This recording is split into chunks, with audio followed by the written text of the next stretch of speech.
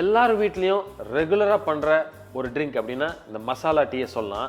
But இந்த masala tea இப்போதைக்கு வந்தது இல்லைங்க. கிட்டத்தட்ட முகலாயர்கள் காலத்திலேருந்து அவங்க அரண்மனையில் ரொம்ப ஸ்பெஷலாக பண்ணியிருக்காங்க, 1-2 இன்க்ரீடியன்ஸ் எக்ஸ்ட்ரா சேர்த்து. ஸோ அந்த மசாலா டீ பண்ணுறதுலேயே ஒரு பெரிய டெக்னிக் இருக்குது. ஏன்னா அதில் எவ்வளோ தண்ணி ஊற்றணும், அந்த மசாலாவை ரீட்டைன் பண்ணுறதுக்கு எப்பப்போ ஆட் பண்ணணும், எந்த மாதிரி ப்ராசஸ் பண்ணணும். எப்பொழுதுமே ஒரு சிம்பிள் டிஷ்லேயே நீங்கள் ஒரு குக்காக ஒரு சூப்பர் ஸ்பெஷலாக பண்ண முடியும். வாங்க இன்னைக்கு ஒரு ஸ்பெஷல் மசாலா டீ எப்படி பண்ணுறதுன்னு பார்ப்போம். I'm Sundar, welcome to recipecheckr.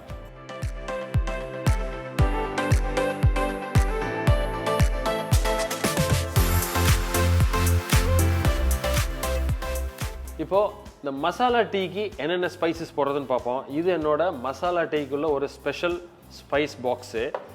சில வித்தியாசமான இன்க்ரீடியன்ஸ்லாம் வச்சுருக்கேன், அதில் என்னென்னு பார்த்துருவோம் வாங்க. ஸோ ஃபஸ்ட்டு இதுக்கு நான் என்ன பண்ணுறேன், மசாலா பவுடர் கொஞ்சம் எக்ஸ்ட்ரா நம்ம போட்டு வச்சுக்கிறோம். ஏன்னா நம்ம ஒரு மிக்சிலேயோ ஒரு பிளெண்டர்லையோ நம்ம போடுறப்ப அதுக்கு தேவையான அளவு இருக்கணும் இல்லையா. ஸோ நான் என்ன பண்ணுறேன், ஒரு 4-5 பட்டை அப்படி போட்டுக்கிறேன்.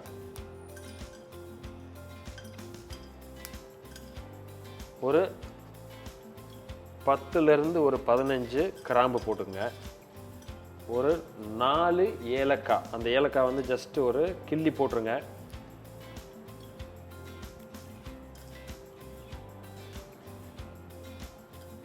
ஒரு மைல்டு ஹீட்டில் அது நம்ம லைட்டாக அந்த சூடு வர வரைக்கும் நம்ம வறுத்தா போதும். வறுக்கணுன்றது இல்லை, ஏன்னா அந்த பொடி பண்ணுறப்போ இந்த ஏலக்காய்லாம் கொஞ்சம் சூடாக இருந்ததுன்னா நல்ல பொடியாயிரும், நம்ம ஈஸியாக இருக்கும். ஸோ இதில் வித்தியாசமாக நான் என்ன பண்ணுறேன் அப்படின்னா, ஒரு 2 கொத்தமல்லி விதை, அதே மாதிரி ஒரு 2லேருந்து ஒரு 3 சோம்பு, அவ்வளோதான். ஏன்னா இது வந்து ஒரு வித்தியாசமான ஒரு பஞ்சியான ஒரு டேஸ்ட், அந்த ஃப்ளேவருக்கு தான் நம்ம கொடுக்குறோம். ஜஸ்ட் மைல்டு ஹீட்டில் நீங்கள் அதை வறுக்கிறப்பவே நல்ல ஒரு வாசனை வரும். ஸோ இப்போ இந்த பேன் ஹீட்டே நமக்கு போதும், ஆஃப் பண்ணிட்டேன். இப்போ என்ன பண்ணுறேன் அப்படின்னா, நமக்கு தேவை ஒரு சின்ன ஒரு சுக்கு இதில் ஆட் பண்ணிக்கிறேன்.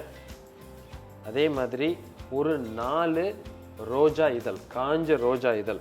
இன்ஃபேக்ட் இந்த அதாவது இந்த முகலாயர்கள் காலத்தில் அந்த அரண்மனையில் போட்ட மசாலா டீயில் இந்த ரோஜா இதழ் ஒரு ஸ்பெஷல், அதோட ஃப்ளேவரே பார்த்தீங்கன்னா ரொம்ப வித்தியாசமாக இருக்கும். இப்போது நம்ம மசாலாவுக்கு எடுத்துருக்கிற அந்த ஸ்பைசஸ்லாம் பார்த்தீங்கன்னா அழகாக லைட்டாக மைல்டாக வறுத்து நம்ம ரெடி பண்ணிட்டோம், சூடாக இருக்குது.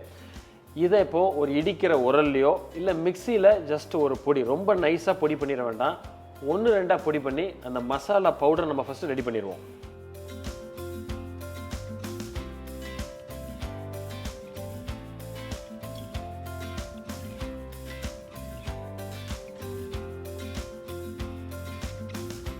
இப்போது நம்ம எடுத்த மசாலா வறுத்ததை 1-2 அப்படி இடித்து வச்சுருக்கேன், ரொம்ப பொடியாக தேவையில்லை. ஸோ இதை நீங்கள் ஒரு டைட் கண்டெய்னரில் போட்டிங்கன்னா கிட்டத்தட்ட ஒரு 10-15 நாள் இதே அளவு அந்த வாசனை, அந்த ஃப்ளேவர் அப்படியே நம்ம மெயின்டைன் பண்ணலாம். ஸோ ஒரு பால் காய்ச்சரை இப்போ ஒரு பாத்திரத்தை எடுத்து வச்சிட்டேன். ஒரு பர்ஃபெக்ட் காம்பினேஷன் அந்த ரேஷியோ அப்படின்னா ஒரு 40% தண்ணி சேர்த்துக்கலாம் இந்த டீக்கு எப்பொழுதுமே. ஏன்னா டீ வந்து திக்காக இருந்தால் நல்லா இருக்காது. ஒரு 40% தண்ணி, ஒரு மீதி இருக்கிற 60% பால், அதான் நம்ம பண்ண போகிறோம். ஃபஸ்ட்டு நம்ம தண்ணி தான் சேர்த்து அதில் இந்த டீ தூளையும் மசாலாவையும் ஃபஸ்ட்டு, அதாவது பாதி மசாலா பவுடரை போட்டு நம்ம அதை ரெடி பண்ணிக்கிறோம். இன்றைக்கி நான் ஒரு 1/2 லிட்டர் பால் எடுத்திருக்கேன். அதுக்கு நமக்கு தேவையானது பார்த்தீங்கன்னா கிட்டத்தட்ட ஒரு 200 ml தண்ணி நான் சேர்த்துக்கிறேன்.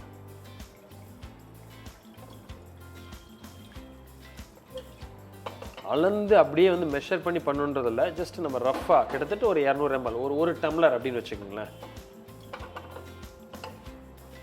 ஸோ இன்றைக்கி இந்த 1/2 லிட்டர் பாலுக்கு நான் என்ன பண்ணுறேன் அப்படின்னா, யூஸ்வலாக இந்த பிராண்டு டீ தூள் என்ன யூஸ் பண்ணுறீங்களோ அது தகுந்த மாதிரி இந்த கலர், அந்த ஃப்ளேவர் ரெண்டுமே மாறும். நான் என்ன பண்ணுறேன், யூஸ்வலாக ஒரு 1/2 லிட்டர் பாலுக்கு ஒரு 3 டீஸ்பூன் அளவுக்கு நீங்கள் டீ தூள் யூஸ் பண்ணலாம். 1, 2, 3. அதே மாதிரி இந்த மசாலா நம்ம அரைச்சி வச்சுருக்கிறது ஃபஸ்ட் நான் என்ன பண்ணுறேன், இந்த டீக்கு தேவையானது பாதி தான் நம்ம இந்த ஸ்டேஜில் சேர்க்குறேன். ஒரு 1/4 ஸ்பூன். ஏற்கனவே இந்த ரோஜா பூ இதழ் வந்து நம்ம பொடி பண்ணியிருக்கோம். பட் இப்போ இந்த ஸ்டேஜில் ஒரு 2 இந்த ஸ்டேஜில் நான் சேர்த்துக்கிறேன். ஒரு வாட்டி ஜஸ்ட் மிக்ஸ் பண்ணிடுங்க. லைட்டாக இது இப்போ நம்ம கொதிச்சு வர ஆரம்பிக்குது. ஸோ இந்த ஸ்டேஜில் தான் நான் என்ன பண்ணுறேன் அப்படின்னா, நம்ம எடுத்து வச்சிருக்கிற ஒரு 1/2 லிட்டர் பாலை நான் அதில் சேர்க்குறேன்.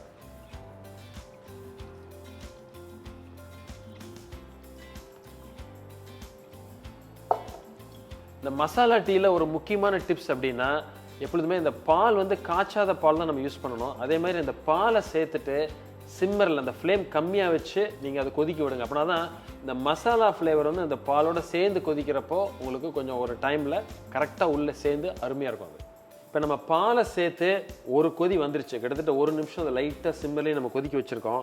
ஸோ இந்த ஸ்டேஜ் ஆல்மோஸ்ட் இட்ஸ் ரெடி. நான் இப்போ என்ன பண்ணுறேன் அப்படின்னா இதுக்கு தேவையான அளவு சுகர், சர்க்கரை இப்போ தான் நம்ம சேர்க்குறேன். 3 டீஸ்பூன், நம்ம 1/2 லிட்டர் பால் எடுத்தோம், 3 டீஸ்பூன் நம்ம வந்து டீ தூள் போட்டுக்கிட்டோம். சில சமயம் உங்களுக்கு டீ தூளில் கலர் வரல அப்படின்னா நீங்கள் வச்சிருக்கிற பிராண்டை பொறுத்து கொஞ்சம் இன்க்ரீஸ் பண்ணிக்கங்க. ஒரு 3லேருந்து 3.5 ஸ்பூன் சுகர் நான் ஆட் பண்ணிக்கிறேன். நான் ஜென்ரலாக வந்து கொஞ்சம் சர்க்கரை கம்மியாக தான் சாப்பிடுவேன். ஸோ 1 2 3 3.5 போதும். ஸோ இப்போது ஜஸ்ட்டு ஒரு மிக்ஸ் பண்ணிக்கோங்க. ஸோ இப்போ இறக்க போகிறோம், ஆல்மோஸ்ட் இது ரெடி. ஸோ இந்த ஸ்டேஜில் நான் என்ன பண்ணுறேன் அப்படின்னா நம்ம ஏற்கனவே கொஞ்சோண்டு தான் மசாலா பொடி நம்ம அரைச்சி வச்சு சேர்த்தோம். இந்த ஸ்டேஜில் இன்னொரு 1/4 ஸ்பூன் நான் அந்த மசாலா பொடி சேர்த்துக்கிறேன். சேர்த்து கொஞ்சம் ஃப்ளேமை இன்க்ரீஸ் பண்ணி ஒரு கொதி வர்ற மாதிரி வச்சுருங்க. ஸோ இப்போ ஒரு கொதி வந்துருச்சு, நம்ம ஸ்டவ் ஆஃப் பண்ணிடுவோம். ஸோ ஏன் அந்த கடைசியாக நம்ம அந்த மசாலா பவுடர் சேர்க்குறோம் அப்படின்னா நம்ம கொதிக்கிறப்போ அந்த ஃப்ளேவர் சில சமயம் போயிடும். ஸோ இப்போ அந்த ஃபைனலாக ஆட் பண்ணுறதோட அந்த ஒரு ஃபைன் ஒரு நோட் இருக்கு இல்லையா, அது அந்த மசாலா டீயில் உங்களுக்கு நல்லா தெரியும். ஸோ இதை இப்போ நம்ம வடிகட்டிடலாம். இப்போ இதெல்லாம் கொதிச்சு பர்ஃபெக்டாக ரெடி ஆயிடுச்சு. ஸோ இந்த ஸ்டேஜில் நம்ம ஒரு டீ வடிகட்டுறதுல இதை அப்படியே நம்ம வடிகட்டி எடுத்துருவோம்.